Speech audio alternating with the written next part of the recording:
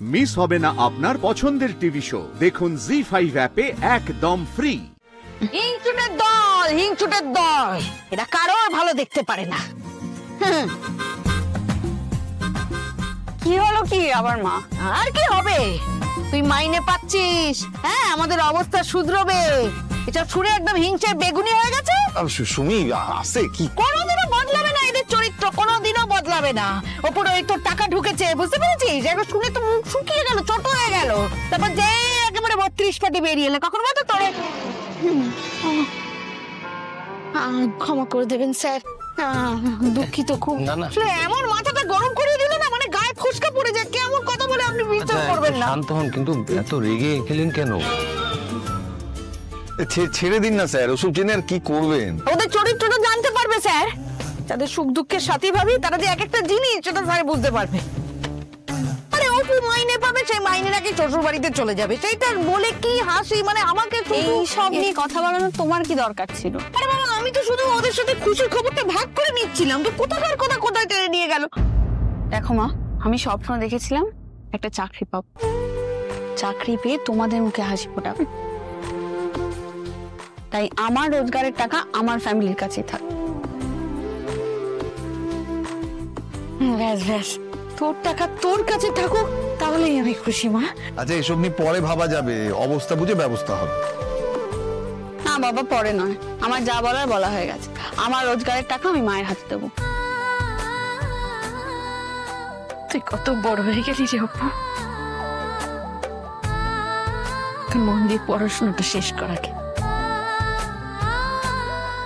শোনো, নো টাকার চিন্তা, নো দুশ্চিন্তা।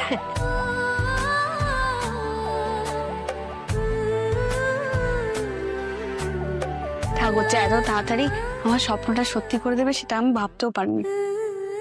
ঠাকুরের আশীর্বাদ পেয়ে যদি আমি তোমাদের পাশেই না দাঁড়ালাম, তাহলে আশীর্বাদটা কিসের? হ্যাঁ, তাই না স্যার? ব্রাভো। আর আমি আরেকটা জিনিসও মনে করি, আপনি আমার জীবনে ভগবানের আশীর্বাদ হয়ে এসেছে। না না অপর্ণা, তুমি না স্যার, শুধু অপু না, আমরাও তাই মনে করি। দেখুন, আমি আগেও বলেছি, এখনো বলছি, অপর্ণা যা করেছে, যা পাচ্ছে, সব নিজের যোগ্যতায়। এখানে আমার কোনো অবদান নেই। মারে, ঠাকুর যে তোকে চাকরির সাথে সাথে সুবুদ্ধি আর দায়িত্ববোধটাও দিয়েছে, এতেই আমি খুশি রে মা। আমি একটা কথা বলবো, আপনাদের এখানে এলে না অদ্ভুত একটা শান্তি অনুভব করি, মন প্রাণ সব জুড়িয়ে যায়, তাই তো বারবার ছুটে আসি। কেউ যদি আমাকে জিজ্ঞেস করে যে ভগবান কোথায় আছে, মন্দিরে না মসজিদে, আমি বলতে পারবো না। এতটুকু বলতে পারবো যে পিওর সোল গুলোর মধ্যে আছে। ভালোবাসা কোথায় আছে? আপনাদের মধ্যে আছে। থ্যাংক ইউ আপনাদের মধ্যে আমাকে জায়গা করে দেওয়ার জন্য।